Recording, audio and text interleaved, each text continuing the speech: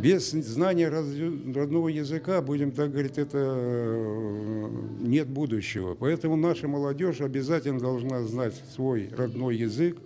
Вот. Школы должны быть на крымско-татарском языке.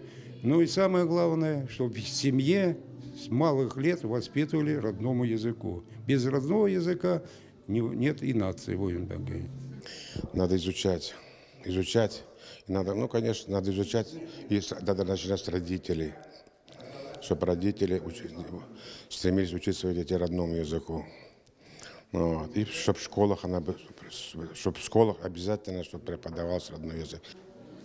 Биринci кере башламак керек евде ана бабалар балаларына татарчалап өтмек керек.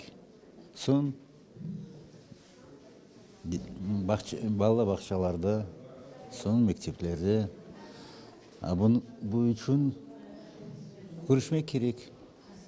Биталар öğretmek керек, теңбелемек керек, чтобы татабызымыздын тилимиздин билмек үчүн яхшылап этмеги биталардан, аналардан, баглы бабалардан. Во-первых, большая роль отводится телевидению и радиовещанию. Потому что национальный контент на телевидении очень маленький. Даже утренние передачи, где должна звучать только родная речь, ну не только, но в основном. Интервью берется и ведутся беседы не на родном языке. Во-вторых, мне кажется, что большую роль играет то, что многие наши работники культуры, спорта, руководители к народу на родном языке не обращаются. Наша проблема в нас самих.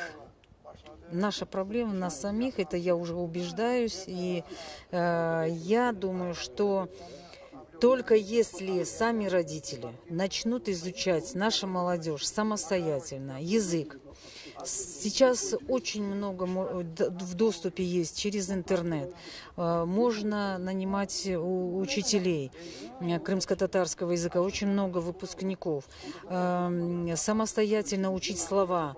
Язык что это? Язык – это словарный запас. Если слова будешь учить, то ты уже сможешь владеть языком. Поэтому наша задача, чтобы наша молодежь, даже наш средний возраст, даже старше среднего возраста, чтобы они сами пытались говорить и учить свой язык, учить слова.